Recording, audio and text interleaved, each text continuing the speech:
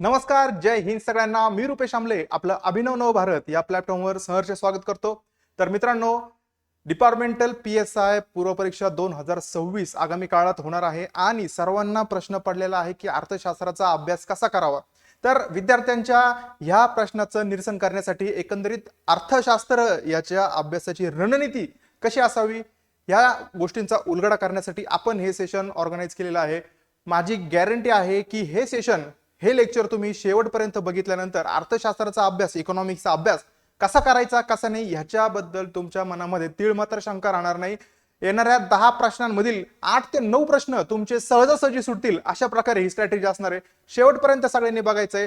सगळ्यांना माहिती आहे डिपार्टमेंटल PSI 2026 परीक्षा लवकरच होणार आहे आणि त्यासाठी अर्थशास्त्राची एकंदरीत रणनीती कसा असावी अभ्यासाची, तर त्याबाबत आपण जे आहे सर्व गोष्टी क्रमाक्रमाने बघणार आहोत. मी तुमचा भाऊ रुपेश आमले तुमचं सहर्ष स्वागत करतो या लेक्चरमध्ये. चला तर आपण पाहूया. तर पहा, अर्थशास्त्र विषयाच्या रणनीतीसाठी 10 महत्वाचे मुद्दे इथे मी तुम्हाला काढलेले आहेत. कारण 10 महत्वाचे मुद्दे कशासाठी काढलेले आहेत? कारण 10 प्रश्नांसाठी प्रश्नपत्रिकेमध्ये किती अर्थशास्त्राचे किती प्रश्न येतात, तर 10 प्रश्न आपले येत असतात आणि त्या 10 प्रश्नांसाठी हे स्पेशल मुद्दे मी तुमचे काढलेले आहेत. याच्यामध्ये तुम्हाला दिसत असेल की आपल्याला काय करायचंय, तर अभ्यासाचं अचूक विश्लेषण आणि व्याप्ती इथं आपल्याला समजून घ्यायची आहे. अभ्यासक्रमांची जी आहे अचूक विश्लेषण आणि व्याप्ती आपल्याला समजून घ्यायची आहे. या अर्थव्यवस्थेवर पूर्ण जगाचा डॉलर चालतो, पूर्ण भारताचा डॉलर चालतो, तर त्या अर्थशास्त्राच्या अभ्यासक्रमाचं अचूक विश्लेषण आपल्याला जमलं पाहिजे. कारण एवढ्या सगळ्या फापट पसाऱ्यामध्ये त्याच्यामधून आपले 10 प्रश्न कोणते येणार हे आपल्याला नक्की माहिती पाहिजे. तर त्यासाठी त्या अभ्यासक्रमाचं अचूक विश्लेषण आणि व्याप्ती आपल्याला माहिती पाहिजे. आणि तुम्हाला जर माहिती नसेल तर तुमचा भाऊ तुम्हाला इथं ती विश्लेषण आणि व्याप्ती पुढे समजून सांगणार आहे. ठीक आहे. तर 1991चं आर्थिक धोरण, उदारीकरण, खाजगीकरण आणि जागतिकीकरण, ज्याला LPG पॉलिसी 1991 ची जी आहे, तर ती आपल्याला अभ्यासक्रमामध्ये विशेष संदर्भासह आपल्याला आयोगाने दिलेली आहे. तर ती आपल्याला व्यवस्थितरित्या माहिती असणं गरजेचं आहे. 1991च्या पॉलिसीचं पार्श्वभूमी काय होती, 1991ची उदारीकरण, खाजगीकरण आणि जागतिकीकरण आपल्याला भारताला का तिथं घ्यावं लागलं, तर त्याची पार्श्वभूमी आपल्याला माहिती पाहिजे. 1991 नंतर 2026 पर्यंत नेमकं त्या 1991च्या पॉलिसीने काय बदल झाले, त्याचे काय परिणाम झाले हे आपल्याला व्यवस्थितरित्या माहिती पाहिजे. तर त्या सगळ्या गोष्टी आपल्याला इथे समजणार आहेत. मूलभूत संकल्पनांची स्पष्टता पाहिजे. म्हणजेच काय, तर GDP म्हणजे काय, महागाई म्हणजे काय, बँकिंग संज्ञा म्हणजे काय, या बेसिक गोष्टी आपल्याला माहिती पाहिजे. अर्थशास्त्रामध्ये जर आपल्याला मार्क मिळवायचे 10 पैकी कमीत कमी 8-9 पाहिजे, तर आपल्याला ह्या गोष्टी, बेसिक गोष्टी, या संकल्पना, या कन्सेप्ट आपल्याला 100% तिथं माहिती पाहिजे मित्रांनो. त्याच्यानंतर पंचवार्षिक योजना आणि त्यांचं यश अपयश. बघा, 1951 ते 2026च्या या कालखंडामध्ये जवळपास 12 पंचवार्षिक योजना आपल्या होऊन गेलेल्या आहेत. तर या पंचवार्षिक योजनांचं भारताने जी काही प्रगती केलेली आहे, भारताच्या राजकीय इतिहासामध्ये, आर्थिक इतिहासामध्ये ज्या काही उलाढाली झालेल्या आहेत, तर ह्या पंचवार्षिक योजनांचं महत्वपूर्ण योगदान जे आहे आपल्या भारताच्या जडणघडणीमध्ये आपल्याला दिसतं. तर या पंचवार्षिक योजनांचं यश आणि अपयश आपल्याला इथं बघणं गरजेचं आहे. त्याच्यावरती प्रश्न फ्रेम होत असतात. त्यानंतर भारतीय बँकिंग व्यवस्था कशी चालती, RBIचं काम काय, भारतामध्ये सर्वोच्च जी संस्था आहे RBI हिचं नेमकं काम काय, तर ह्या गोष्टी आपल्याला इथं माहिती असणं गरजेचं आहे. शासकीय वित्त व्यवस्था आणि अर्थसंकल्पीय प्रक्रिया, ज्या अर्थसंकल्पावर पूर्ण भारत चालतोय, अर्थसंकल्प शासन जाहीर करतं आणि त्या अर्थसंकल्पानंतर त्या अर्थसंकल्पावर पूर्ण भारत चालतोय, तर ती अर्थसंकल्पीय प्रक्रिया एक्झॅक्ट काय आहे आणि त्याच्यावरती प्रश्न कसे फ्रेम होतात हे आपल्याला बघणं गरजेचं आहे. लोकसंख्याशास्त्र आणि 2011च्या जनगणनेचे फॅक्ट. आता बघा, भारताच्या सरकारने आपल्याला आता नवीन जनगणना जी आहे तर ती जाहीर केलेली आहे. ठीक आहे. परंतु 2011च्या जनगणनेचे फॅक्ट सुद्धा आपल्याला बघणं गरजेचं आहे. लोकसंख्येवर आपल्याला किमान 1 ते 2 प्रश्न आयोग जो आहे तर ते विचारताना दिसतो. आणि आता येणारी करंटची आकडेवारी 2000, आता जी नवीन लोकसंख्या जनगणना जाहीर झालेली आहे, तर त्या जनगणनेचे आकडे सुद्धा आपल्याला, तिचे फॅक्ट, त्याच्यानंतर तिचे काय वैशिष्ट्य आहेत ते सुद्धा आपल्याला बघणं गरजेचं आहे. त्यानंतर दारिद्र्य आणि बेरोजगारी, ज्या समस्या दारिद्र्य आणि बेरोजगारी भारताला भेडसावलेल्या आहेत पूर्वीपासून, प्राचीन काळापासून, तर त्या आपल्याला इथं त्यांची संकल्पना म्हणजे काय, गरिबी म्हणजे नेमकं काय, दारिद्र्य म्हणजे नेमकं काय, बेरोजगारी म्हणजे नेमकं काय, बेरोजगारी कशामुळे होते, बेरोजगारीचे परिणाम काय, या एकंदरीत गोष्टींवर आपल्याला प्रश्न विचारताना आयोग दिसतोय आणि त्या आपल्याला व्यवस्थित माहिती असणं गरजेचं आहे. त्याच्यानंतर सगळ्यात महत्वाचं, लक्षात घ्या, सगळ्यात महत्वाचं पॉइंट, मागील वर्षाच्या प्रश्नपत्रिकांचे म्हणजेच PYQचे सूक्ष्म विश्लेषण आपल्याला करणं गरजेचं आहे.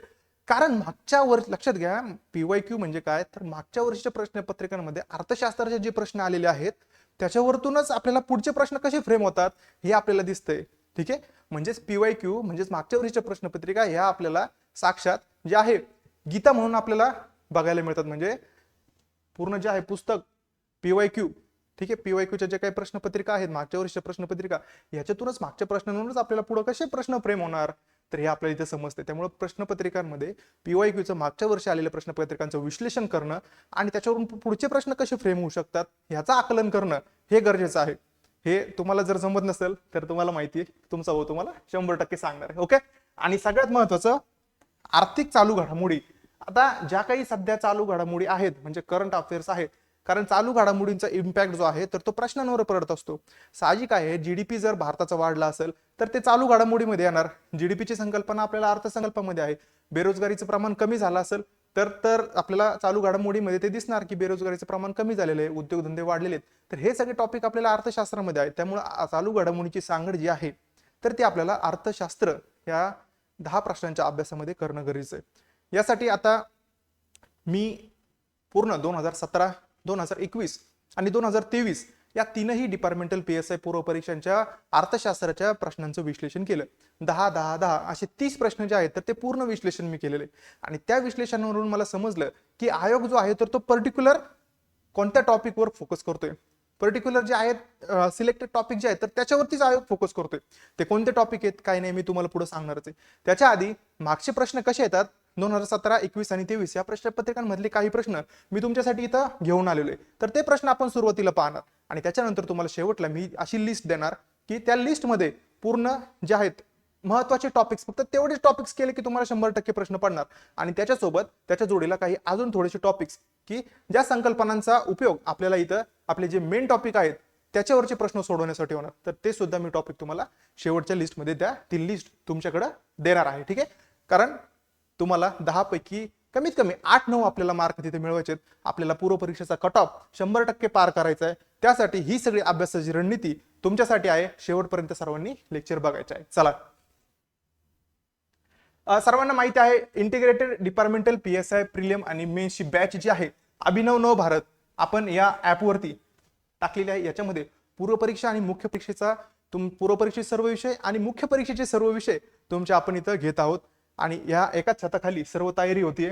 इथं जे आहे मान्य उद्धव ढवळे सर तुमचा कायद्याचा जो अभ्यास आहे तो पूर्ण करून घेत आहेत. त्याच्यानंतर फॉरेन्सिक सायन्स आणि medicine API doctor Chougule sir त्यांचं पुस्तक फेमस आहे ते मोरावाळिंबे व्याकरण या पुस्तकाचे लेखक. PSI गणेश कराडकर सर तुमचा जे आहे मराठी विषय घेत आहेत. त्याच्यानंतर PSI Vaibhav Sangle sir all Maharashtra rank 4 PSI पद्धतीने निवड झालेले तर ते इंग्लिश घेत आहेत. त्याच्यानंतर मी स्वतः वैयक्तिक रुपेश आमले तुमचा पूर्ण GS चा जो काही पार्ट आहे इतिहास भूगोल अर्थशास्त्र चालू घडामोडी तो मी घेत आहे आणि या आपल्या सोनाली गोडे मॅडम संचालिका आहेत अभिनव नव भारतच्या. तर एकंदरीत ही सगळी बॅच फ्रेम झालेली आहे. अभिनव नव भारत या ऍपवर तुम्ही जाऊन इंटिग्रेटेड डिपार्टमेंटल PSI बॅच तिथं खरेदी करू शकता. काही अडचण असल्यास तुम्ही उद्धव ढवळे सर किंवा मी स्वतः रुपेश आमले यांच्याशी तुम्ही संपर्क करू शकता. आमचे नंबर पूर्ण महाराष्ट्रभर आहेत. ठीक आहे, तर पहा आता हे प्रश्न मागील वर्षीचे प्रश्न PYQ मी इथं एकंदरीत घेतलेले आहेत. त्याच्याद्वारे तुम्हाला समजेल की कसं आहे काही नाही. तर पहा हा सुरुवातीचा प्रश्न आपण इथं बघतोय. या पहिल्या इथं विधानं देण्यात आलेले आहेत अ ब क. इथं विधानं देण्यात आलेत काय अ ब क विधानं देण्यात आलेले आहेत. याच्यामध्ये काय सांगितलेलं आहे की जागतिक व्यापार संघटनेचे विकसनशील देशांना तांत्रिक मदत आणि प्रशिक्षण देणे हे कार्य आहे. त्याच्यानंतर दक्षिण पूर्व आशिया राष्ट्रांच्या संघटनेचे कच्च्या तेलाच्या आंतरराष्ट्रीय व्यापारातील नियंत्रण हे कार्य आहे. त्यानंतर ब्रिक्स संघटनेचे सभासद देशांच्या अर्थव्यवस्था वृद्धीसाठी निधी उपलब्ध करून देणे हे कार्य आहे. आता कोणती विधाने बरोबर आहेत हे विचारलेले. कोणती विधाने बरोबर आहेत तर आपल्या सर्वांना संस्था संघटना किंवा WTO याच्या बाबतीत माहिती पाहिजे कारण याच्यावरती आयोग वारंवार प्रश्न आपल्याला इथं विचारताना दिसतोय. तर बघा जागतिक व्यापार संघटना म्हणजेच काय WTO. ठीक आहे, WTO ची स्थापना कधी झालेली तर 1995 रोजी WTO ची स्थापना झालेली आहे. ठीक आहे, WTO म्हणजे काय तर WTO म्हणजे वर्ल्ड ट्रेड ऑर्गनायझेशन. ठीक आहे, WTO म्हणजे काय तर वर्ल्ड ट्रेड ऑर्गनायझेशन. याची स्थापना कधी झालेली आहे 1945 रोजी आणि 1995 रोजी. ठीक आहे, आणि जे आहे याचं आपल्याला जर बघायचं झालं तर मुख्यालय बघायचं झालं तर याचं मुख्यालय जिनिव्हा इथं आपल्याला असलेलं दिसतं. ठीक आहे, जिनिव्हा इथं आपल्याला मुख्यालय असलेलं दिसतं. स्थापना कधी 1995 ची आपल्याला स्थापना दिसते. ठीक आहे, त्याच्यानंतर इथं काय दिलेलं दुसरं विधान, दक्षिण पूर्व आशिया राष्ट्राच्या संघटनेचे कच्च्या तेलाचे आंतरराष्ट्रीय व्यापारातील नियंत्रण हे कार्य आहे. आता इथं काय सांगितलेलं आहे, कच्च्या तेलाचे आंतरराष्ट्रीय व्यापारातील नियंत्रण.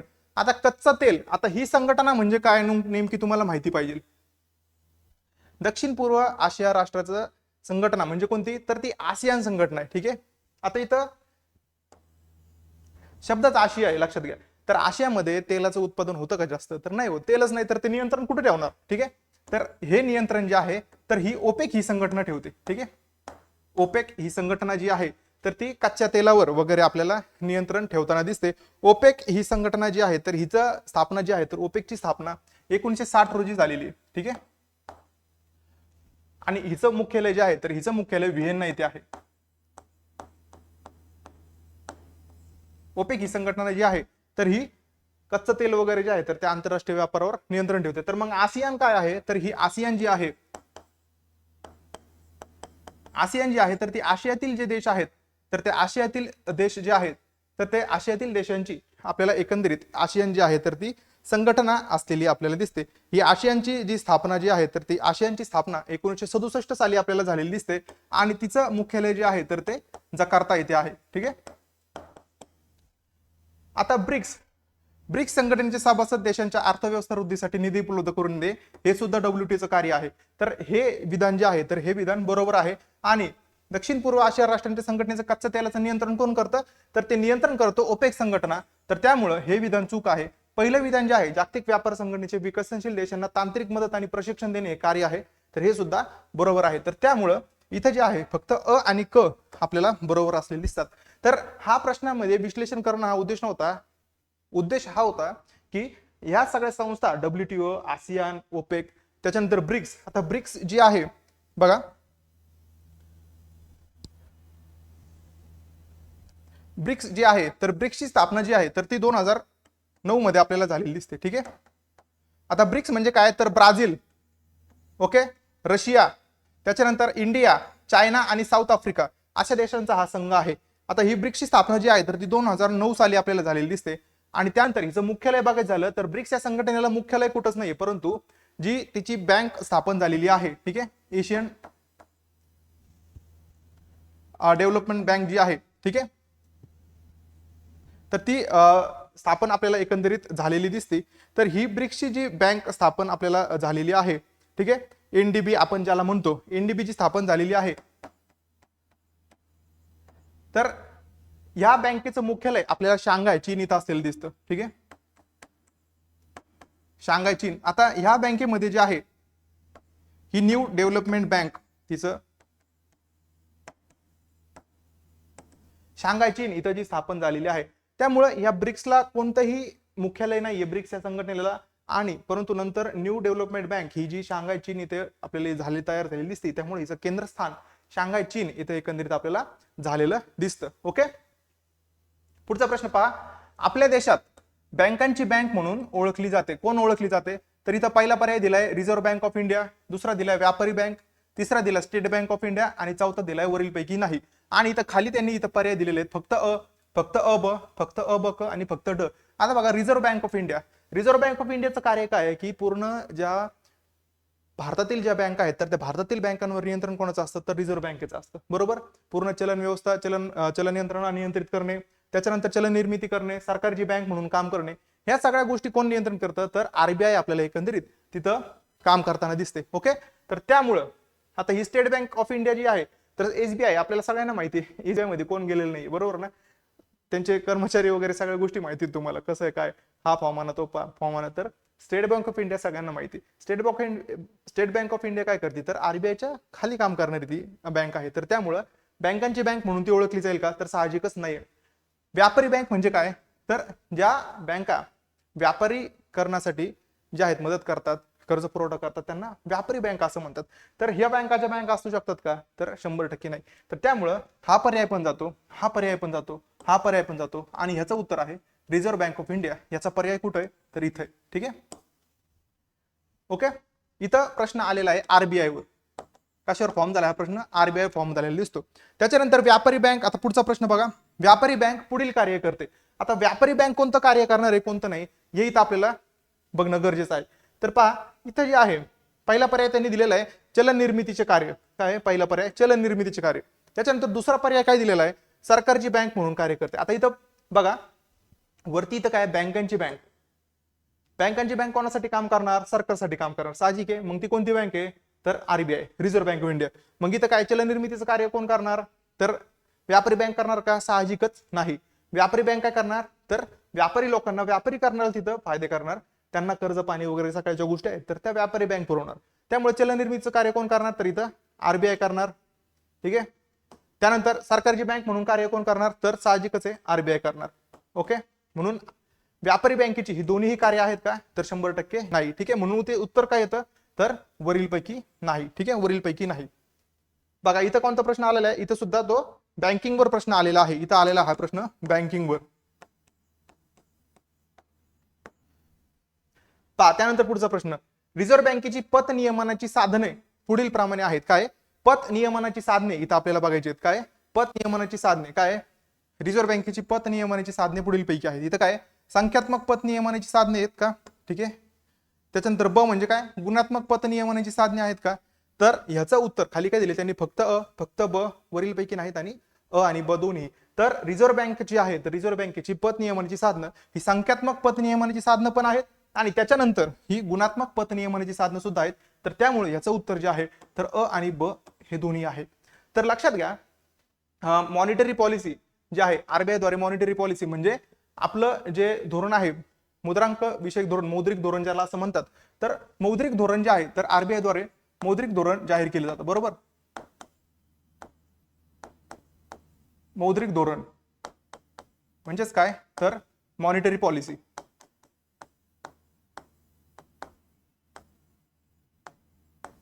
मॉनिटरी पॉलिसी जाहीर केली जाते आणि त्याच्यामध्ये जे आहे मॉनिटरी पॉलिसीमध्ये आपण बघितलं तर मॉनिटरी पॉलिसीमध्ये जे आहे तर आपल्याला पत जे आहेत पत नियमनाची साधनं जे आहेत तर ती केली जातात.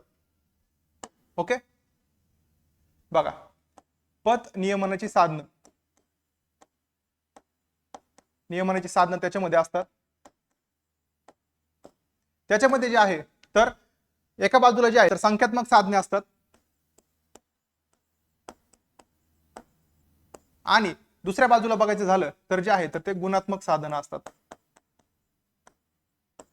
आता संख्यात्मक साधनामध्ये बघायचं झालं, ठीक आहे, संख्यात्मक साधनांमध्ये बघायचं झालं तर ज्या ज्या गोष्टी आपल्याला संख्येमध्ये म्हणजे पैशामध्ये आरबीआय जे आहे तर ते पत नियमन म्हणजे चलन पुरवठा कमी जास्त, महागाई कमी जास्त करण्यासाठी ज्या काही संख्यात्मक साधनांचा उपयोग करते तर त्यांना संख्यात्मक साधनं असं म्हणतात.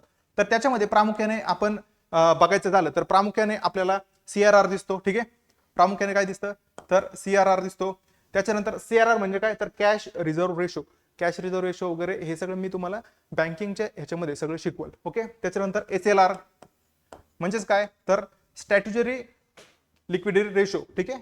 त्याच्यानंतर आपण बघायचं झालं तर बँक रेट सुद्धा असतो, बँक रेट. ओके. त्याच्यानंतर रेपो रेट, त्याच्यानंतर रिव्हर्स रेपो रेट असतो, आर ज्याला म्हणतात रिव्हर्स रेपो रेट. हे संख्यात्मक साधनं आपल्याला इथं एकंदरीत असताना दिसतात. त्याच्यानंतर आपण बघायचं झालं तर मार्जिनल स्टँडिंग फॅसिलिटी MSF जी 2011 पासून सुरू झालेली आहे. तर ह्या एकंदरीत संख्यात्मक साधनांचा समावेश याच्यामध्ये होतो. त्याच्यानंतर आपण जर बघितलं तर गुणात्मक साधनं सुद्धा आपल्याला इथं बघायला भेटतात. गुणात्मक साधनांमध्ये आपण जर बघितलं गुणात्मक साधनांमध्ये तर कर्ज धारण जे आहे नियमन ह्याच्यामध्ये येतं. ठीक आहे. त्याच्यानंतर इथं जे आहे नैतिक समजावणी येते, नैतिक समजावणी. ओके. या सुद्धा गोष्टी याच्यामध्ये आपल्याला इथं येताना दिसतात. अजून 2-3 गोष्टी ह्याच्यामध्ये सुद्धा आपल्याला तिथं ऍड होऊ शकतात. तर ह्या गोष्टी आपल्याला संख्यात्मक साधनं आणि जे आहे गुणात्मक साधनांमध्ये आपल्याला आरबीआयच्या बघायला भेटतात. ह्या सगळ्या डिटेलमध्ये गोष्टी आपण बॅचमध्ये व्यवस्थितरित्या घेणार आहोत, काही काळजी करू नका. पुढचा प्रश्न बघा आता, जागतिकीकरणासाठी WTO ने कोणत्या आवश्यक अटी सुचवलेल्या आहेत. आता इथं आपल्याला जे उखाजा धोरण आहे एलपीजी पॉलिसी ओके 1991 ची, तर याच्याबद्दल आपल्याला इथं प्रश्न एकंदरीत आलेला दिसतोय. ओके, याच्यामध्ये काय त्या सांगितलेले त्यांनी, व्यापारासाठी भौगोलिक सीमारेषांची मर्यादा नसणे. ठीक आहे, बरोबर आहे. त्याच्यानंतर भांडवली मुक्त हालचाल, तंत्रज्ञानाचा मुक्त प्रवाह, मानवी श्रमाच्या आंतरराष्ट्रीय मुक्त हालचाली. आता ह्या ज्या आवश्यक अटी ज्या आहेत, तर ह्या कोणत्या आवश्यक अटी, तर ह्याचं उत्तर जे आहे हे वरीलपैकी सर्व आपल्याला असलेलं दिसतं. ठीक आहे, वरीलपैकी सर्व. आता ह्याचं कारण जे बघा कसं आहे, व्यापारासाठी भौगोलिक सीमारेषांची मर्यादा नसणे. आता त्यासाठी आपल्याला जागतिकीकरण ही संकल्पना आपल्याला माहिती पाहिजे. जागतिकीकरण म्हणजे काय, तर जग हीच एक बाजारपेठ आहे. पूर्ण जग जे आहे तर ही जग हेच पूर्ण बाजारपेठ आहे. ठीक आहे, आणि ह्याच्यामध्ये तुम्हाला जे आहे सीमारेषांची मर्यादा नाहीये. म्हणजे कोणतं तुम्ही भारत जो आहे हा भारत, ठीक आहे, इकडं कोणता देश आहे तर अमेरिका, USA, ठीक आहे, इथं व्यापार करू शकतो. त्याच्यानंतर इकडं खाली इकडं ऑस्ट्रेलिया वगैरे असेल, इकडे श्रीलंका असेल, यांच्या सीमारेषा नाहीये. सीमारेषांच्या पलीकडे जाऊन कुठेही व्यापार करू शकतो. ठीक आहे, सीमारेषा नाहीत, व्यापार करू शकतो. भांडवलाची मुक्त हालचाल याच्यामध्ये होतीये. तंत्रज्ञानाचा मुक्त प्रवाह म्हणजे भारत हा दुसऱ्यांकडून तंत्रज्ञान घेऊ शकतो, आपलं तंत्रज्ञान त्यांना देऊ शकतो. तर ही जी आहे तर जागतिकीकरण ह्याला म्हणतात. श्रम जे आहे तर आंतरराष्ट्रीय मुक्त हालचाली. म्हणजे मानवी श्रम म्हणजे काय, तर बघा आपले इथलचे बरेचसे इंजिनियर असतील, डॉक्टर असतील, तर ते परदेशात जाऊन सेवा देतात, दुसऱ्या देशातले जाऊन आपल्या देशामध्ये येऊन सेवा देतात. तर ह्याला काय म्हणतात, एकंदरीत जागतिकीकरण म्हणतात किंवा जग जवळ येणे असं सुद्धा म्हणतात. ठीक आहे, तर व्यापारासाठी भौगोलिक सीमारेषांची मर्यादा नसणे, भांडवलाची मुक्त हालचाल आहे, तंत्रज्ञानाचा मुक्त प्रवाह आहे आणि मानवी श्रमाचा आंतरराष्ट्रीय मुक्त हालचाली आहेत. तर ह्या सगळ्या गोष्टी ज्या आहेत तर ह्या जागतिकीकरण या कन्सेप्ट मध्ये येतात, लक्षात असून द्या. ओके, तर जागतिकीकरण आपण ज्यावेळेस व्यवस्थितरित्या शिकू बॅच मध्ये, त्यावेळेस मी तुम्हाला ह्या सगळ्या कन्सेप्ट, याचा परिणाम वगैरे काय, ही कशी जागतिकीकरण आली, मागची पार्श्वभूमी काय होती, ह्या सगळ्या गोष्टी व्यवस्थितरित्या सांगेल. खाजगीकरणाच्या प्रक्रियेत कोणत्या बाबी अपेक्षित असतात. आता जागतिकीकरण बघितलं आपण, आता आपल्याला बघायचंय खाजगीकरण. खाजगीकरणाच्या प्रक्रियेमध्ये कोणत्या बाबी अपेक्षित असतात. पहा, सार्वजनिक क्षेत्र हे खाजगी गुंतवणुकीसाठी खुले करणे. काय, सार्वजनिक क्षेत्र हे काय करणे, तर खाजगी गुंतवणुकीसाठी खुले करणे. आता इथं नावच खाजगी करणे, तर त्यामुळे साहजिकच हे जे आहे हे विधान इथं बरोबर आहे. त्यानंतर मुक्त व्यापार धोरण म्हणजेच काय, ओपन मार्केट पॉलिसी. त्याच्यानंतर विशेष आर्थिक क्षेत्र, आता हे दोन आपण थोड्या वेळ थांबूयात. ठीक आहे, त्याच्यानंतर सरकारी उद्योगांची मालकी खाजगीकडे हस्तांतरित करणे. काय, सरकारी उद्योग म्हणजे जे सार्वजनिक उद्योग जे आहेत तर त्यांची मालकी जी आहे तर ती खाजगी क्षेत्राकडे हस्तांतरित करणे, हे सुद्धा इथं बरोबर आहे. पहा, आता इथं मुक्त व्यापार धोरण काय, मुक्त व्यापार धोरण म्हणजे ओपन मार्केट पॉलिसी.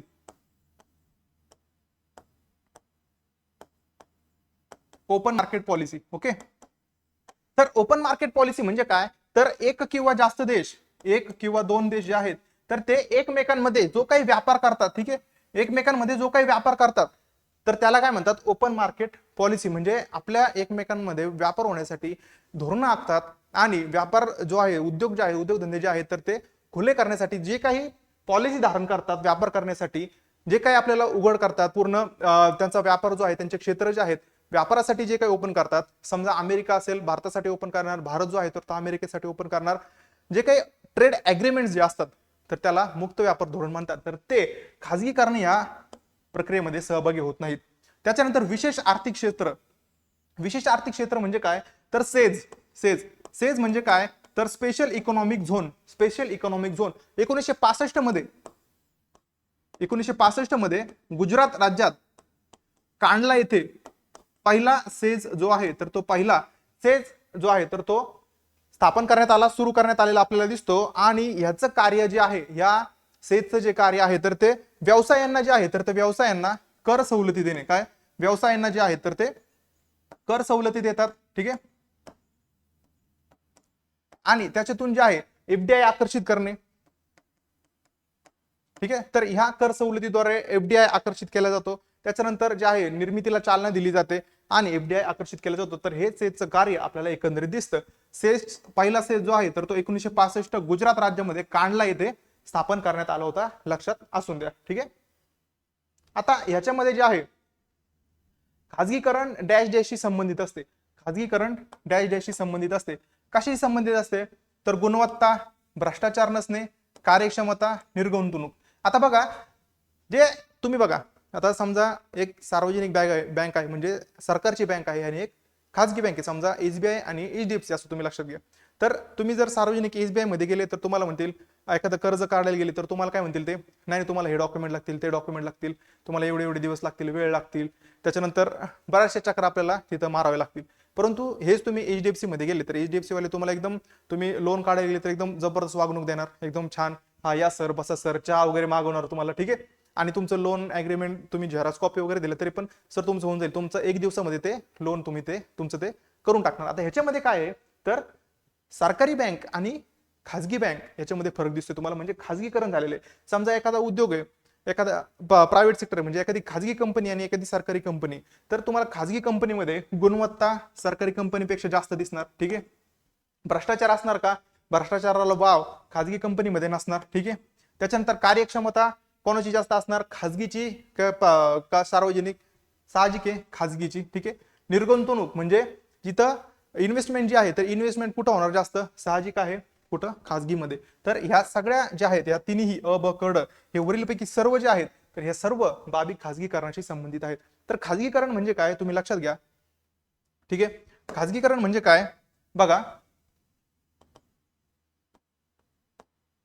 खाजगीकरण म्हणजे काय तर सरकार जे आहे, सरकार त्यांचा एखाद्या उद्योगातील वाटा असेल तर तो 50% पेक्षा जास्त म्हणजे 51%, ठीक आहे, किंवा 100%, म्हणजे ह्याला काय म्हणतात तर अंशतः आणि ह्याला काय म्हणतात तर पूर्ण, ठीक आहे. तर सरकारने त्यांचा जो वाटा आहे, त्यांच्या उद्योगातील सरकारी उद्योग असतील, काही प्रोजेक्ट असतील, त्या सगळ्यांमधला जो वाटा आहे तर 51% म्हणजे अंशतः जर त्यांनी एखाद्या खाजगी क्षेत्राला विकला तर त्याला काय म्हटलं जातं तर त्याला म्हटलं जातं प्रभावी खाजगीकरण, ठीक आहे. आणि त्यांनी जो आहे 100% वाटा जर जो आहे तर तो खाजगी क्षेत्राला विकला तर त्याला काय म्हटलं जातं तर पूर्णतः खाजगीकरण.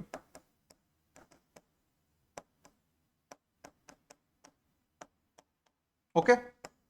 तर ही कन्सेप्ट जी आहे तर ती आपल्याला परीक्षेमध्ये 100% विचारली जाते, त्यामुळे लक्षात असून द्या. पुढचा बघा, 1991च्या सुरुवातीला भारतात प्रमुख आर्थिक क्षेत्र जे आहे, प्रमुख आर्थिक क्षेत्र भारतात प्रमुख आर्थिक संकट जे आहे अनुभवास आलेलं आहे. 1991च्या सुरुवातीला भारतात प्रमुख आर्थिक संकट अनुभवास आलं आणि या संकटातून उद्भवलेल्या समस्या सोडवण्यासाठी सरकारने जे आहे तर पुढील कार्यक्रम सुरू केलेला आपल्याला दिसतो. तर कोणता कार्यक्रम सुरू केलेला इथं, समग्र आर्थिक स्थिरीकरण केला का, संरचनात्मक सुधारणा केला का, राष्ट्रीय शिक्षण धोरण केलं का.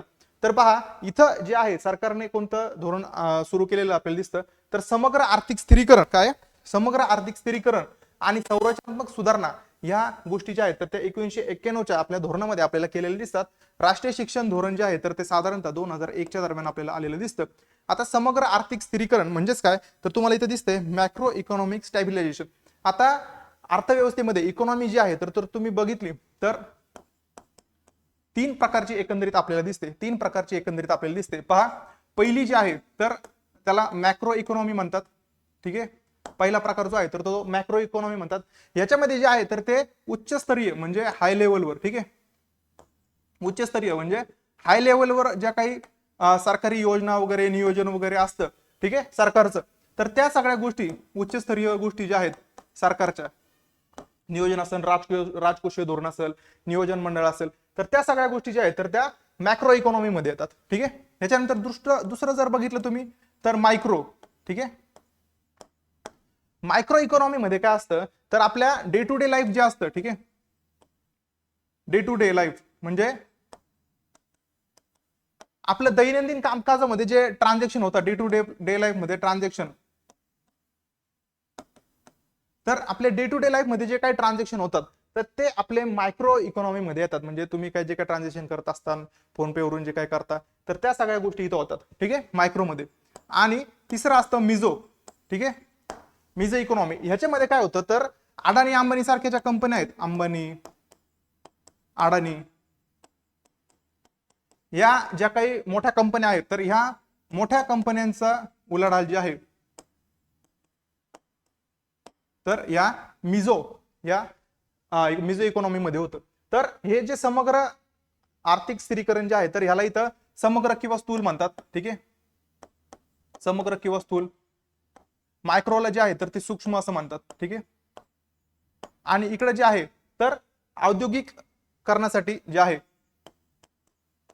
औद्योगिकीकरणासाठी किंवा उद्योगांसाठी जे आहे तर ती मिझो इकॉनॉमी जी आहे तर ती वापरली जाते. ही साधारणतः आपल्या इथं वापरली जात नाही. या दोन ज्या आहेत तर ह्या दोन आपला अभ्यास करण्यासाठी जास्त असतात. तर समग्र आर्थिक स्थिरीकरण मध्ये हे जे मॅक्रो इकॉनॉमिकल सुधारणा ज्या आहेत, नियोजन करणं प्रॉपर सगळ्या गोष्टी, मागचं जे काही नियोजन होतं 1991च्या आधीचं, तर त्याच्यामुळे जे काही आपल्याला संकट आलं तर त्याला मॅक्रो इकॉनॉमिकल क्रायसिस असं म्हटलं जातं. आणि त्यासाठी सुधारणा ज्या राबवण्यात आल्या तर त्या मॅक्रो इकॉनॉमिकल स्थिरीकरण म्हणजे स्टॅबिलायझेशन रिफॉर्म्स जे आहेत तर ते राबवण्यात आले. त्याच्यानुसार आपल्या ज्या काही योजना आहेत, मोठमोठ्या नियोजन जे आहे तर ते चेंज करण्यात आलं. तर त्यामुळे त्याला स्थिरीकरण, समग्र आर्थिक स्थिरीकरण असं म्हणतात. आणि संरचनात्मक सुधारणा ज्या आहे, संरचनात्मक सुधारणांमध्ये आपल्या जे काही संरचना होती मागची, म्हणजे समजा काय टॅक्स रिफॉर्म असतील, कर सुधारणा असतील, त्याच्यानंतर बाकीच्या नियोजन सुधारणा असतील, ह्या सगळ्या गोष्टी ज्या आहेत तर त्या ह्या संरचनात्मक सुधारणांमध्ये त्या येतात. ठीक आहे, तर त्यामुळे हे दोन जे आहेत, समग्र आर्थिक स्थिरीकरण आणि संरचनात्मक सुधारणा, या 1991च्या सुरुवातीला ज्या आहेत भारतात आर्थिक संकट आलं त्याच्यानंतर त्या केलेलं आपल्याला दिसतात. आणि राष्ट्रीय शिक्षण धोरण जे आहे तर ते 2001 मध्ये साधारणतः आपल्याला आलेलं दिसतं. ओके, तर कोणतं बरोबर आहे? अ आणि ब बरोबर आहे याच्यातलं. तर पहा, सरकारने डॅश डॅश स्वरूपात भांडवली प्रवाहाचं उदारीकरण केलेलं दिसतं. प्रत्यक्ष विदेशी गुंतवणूक, बहुराष्ट्रीय कंपन्यांवर नियंत्रण, सार्वजनिक उपक्रमांना प्रोत्साहन, भारतीय उद्योगांना प्रोत्साहन. आता सरकारने कशाच्या स्वरूपात भांडवली प्रवाहाचं उदारीकरण केलेलं आहे इथं तुम्ही इंग्लिशमध्ये वाचू शकता. The government also liberalise the capital flows in form of, म्हणजे कशाच्या स्वरूपात त्यांनी उदारीकरण केलं. तर साहजिक आहे की आपली त्यावेळेस जीडीपी संपलेली होती, तर त्यांनी जे आहे आपलं एफडीआयच्या स्वरूपामध्ये जे आहे तर ते उदारीकरण आपल्याला केलेलं दिसतं. एफडीआय म्हणजे काय, तर फॉरेन डायरेक्ट इन्व्हेस्टमेंट, म्हणजे प्रत्यक्ष विदेशी गुंतवणूक, याच्या स्वरूपात जे आहे सरकारने भांडवली प्रवाहाचं जे आहे तर ते उदारीकरण आपल्याला केलेलं दिसतं. उदारीकरण त्यांनी केलेलं आपल्याला दिसतं. ओके, तर अशा प्रकारे जे आहे आपण व्यवस्थितरित्या सगळ्या प्रश्न कसे येतात कसे नाही हे व्यवस्थित आपण पाहिलेले. तर आता आपल्याला बघायचंय की नेमके आता सगळ्याचे सगळे प्रश्न आपण एका लेक्चरमध्ये इथं विश्लेषण घेऊ शकत नाही. तर त्यामुळे मी तुम्हाला हे जे आहे 2017, 21 आणि 23 ह्या प्रश्नपत्रिकांच्या अर्थशास्त्राच्या विषयांचं विश्लेषण एकंदरीत इथं केलेलं आहे. कोणते कोणते प्रश्न मेनली फोकस करायचे ते तुम्हाला मी इथं सांगतो. तर पहा, इथं जे आहे तुम्ही बघू शकता, जागतिकीकरण, उदारीकरण आणि खाजगीकरण. जागतिकीकरणावर 2 प्रश्न इथं आपल्याला आलेले दिसतात. त्याच्यानंतर उदारीकरणावर 2 प्रश्न आलेले दिसतात आणि खाजगीकरणावर इथं 3 प्रश्न आलेले दिसतात. इथं बघा, मी 2017, 21 आणि 23 या 3 वर्षाच्या प्रश्नपत्रिकांचं एकदम सखोल विश्लेषण केलेलं आहे. आणि त्याच्यानंतर हे प्रश्न कोणते कसे येतात मी तुम्हाला सांगितलेले. तर पहा, जागतिकीकरणावर 2 प्रश्न, उदारीकरणावर 2 आणि खाजगीकरणावर 2, म्हणजे एकंदरीत आपल्याला 7 प्रश्न इथं एलपीजी पॉलिसीवर आपल्याला आलेले दिसतात. ठीक आहे, म्हणजे 3 वर्षापैकी एका वर्षीचा प्रश्न प्रत्येक जर बघितली तर 7 प्रश्न एका टॉपिक मधून आपल्याला इथं आलेले दिसतात. त्याच्यानंतर प्रमुख संस्था आणि संघटना, WTO महत्वाची, हे 4 प्रश्न जे आहेत तर ते संस्थांमधून आलेले दिसतात. आरबीआय आणि बँकिंग याच्यावरती 4 प्रश्न आपल्याला आलेले दिसतात. व्यापारावर 4 प्रश्न आहे. पंचवार्षिक योजनेवर 2 प्रश्न आहेत. महत्वाचं सगळ्यात उद्योग जे आहे तर याच्यावरती 3 प्रश्न आहे. लोकसंख्येवर 3 प्रश्न आहे. शेतीवरती 1 प्रश्न आपल्याला आलेला दिसतो. चलनवाढवर 1 प्रश्न आहे. त्याच्यानंतर 1991 आणि 1993 इथं 94 आहे लक्षात घ्या. अर्थसंकल्प आणि आर्थिक पाहणी अहवाल याच्यावरती 1 प्रश्न आपल्याला आलेला दिसतो. ठीक आहे, आता हे महत्वाचे टॉपिक आहेत, ह्याच्यावरती तुम्ही अभ्यास केला तर तुमचे 7-8 मार्क जे आहेत तर ते आरामात इथं पूर्ण होणार आहेत. परंतु ह्याच्या पुढे जाऊन आपल्याला जर आउट ऑफ मार्क पाडायचे असतील तर हे जे टॉपिक आहे हे टॉपिक इतर महत्वाचे टॉपिक आपल्याला करणं गरजेचं आहे. कारण का, तर बघा, जीडीपी कन्सेप्ट आपल्याला माहिती, आपण म्हणतो की 1991च्या आर्थिक संकटामध्ये आपला जीडीपी कमी झाला. तर जीडीपी ही संकल्पना कशात आहे, तर ही राष्ट्रीय उत्पन्नामध्ये आहे. त्यामुळे राष्ट्रीय उत्पन्न शिकणं आपल्याला गरजेचं आहे भावांनो. त्याच्यानंतर गरिबी आणि दारिद्र्य, गरिबी खूप वाढली, दारिद्र्य खूप वाढलं, बेरोजगारीचा आकडा खूप 16% पर्यंत गेला. ठीक आहे, तर हे जे आहे तर आपल्याला दारिद्र्य म्हणजे काय, बेरोजगारी म्हणजे काय हे आपल्याला माहित असणं गरजेचं आहे. यांच्या संकल्पना माहित असणं गरजेचं आहे. तर त्यामुळे हे महत्वाचे इतर टॉपिक जे आहेत हे टॉपिक करणं सुद्धा गरजेचं आहे. ओके, त्याच्यानंतर सेवा क्षेत्र. आता बघा, भारतीय अर्थव्यवस्थेमध्ये 3 प्रामुख्याने क्षेत्र आहेत. उद्योग क्षेत्र, शेती क्षेत्र आणि सेवा क्षेत्र. इथं बघा, इथं उद्योगावर प्रश्न येऊन गेलेले 3, ठीक आहे. शेतीवर एक प्रश्न येऊन गेलेला आहे. मग प्रश्न कोणता राहतो? तर राहतो सेवा क्षेत्रावर. सेवा क्षेत्र सगळ्यात फास्टेस्ट ग्रोविंग क्षेत्र आहे. सगळ्यात जास्त टक्केवारी प्रमाण बघायचं झालं तर 50% पेक्षा जास्त लोकसंख्या जी आहे तर ती सेवा क्षेत्रामध्ये आहे. तर त्यामुळे सेवा क्षेत्र जे आहे सेवा क्षेत्रावर प्रश्न येणं अपेक्षित आहे. तर त्यामुळे सेवा क्षेत्र करणं गरजेचं आहे. त्याच्यानंतर सार्वजनिक वित्त, एक्झॅक्ट अर्थसंकल्पाची प्रक्रिया काय, तर ते सार्वजनिक वित्त या टॉपिक मध्ये तुम्हाला समजणार. कर प्रणाली, ज्या सुधारणा स्ट्रक्चरल रिफॉर्म आपण बघितले, ठीक आहे, संरचनात्मक सुधारणा ज्या बघितल्या, तर त्या संरचनात्मक सुधारणामध्ये कर प्रणालीच्या सुधारणा सुद्धा आहेत.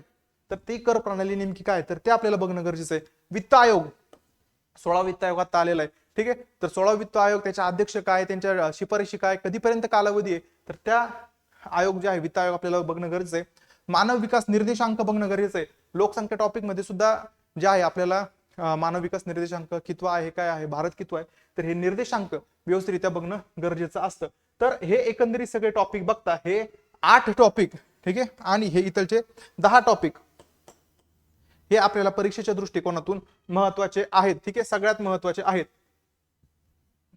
लक्षात असून द्या. ओके, ज्यांना हे टॉपिक पाहिजे आहेत तर हे टॉपिक तुम्ही स्क्रीनशॉट मारू शकता, स्क्रीनशॉट मारून घ्या तुम्ही, ठीक आहे, स्क्रीनशॉट मारून घ्या, ठीक आहे, मारला असेल. आता या जे पूर्ण जे काही लेक्चर झालं ह्याची मी पीडीएफ जी आहे तर ती आपल्या टेलिग्रामवर टाकेल. टेलिग्राम चॅनल तुम्हाला सगळ्यांना माहिती असेल, तरी पण परत एकदा सांगतो, @ कुठंच स्पेस द्यायचं नाही, टेलिग्रामवर टाकायचं @PSI प्रबोधिनी, ठीक आहे.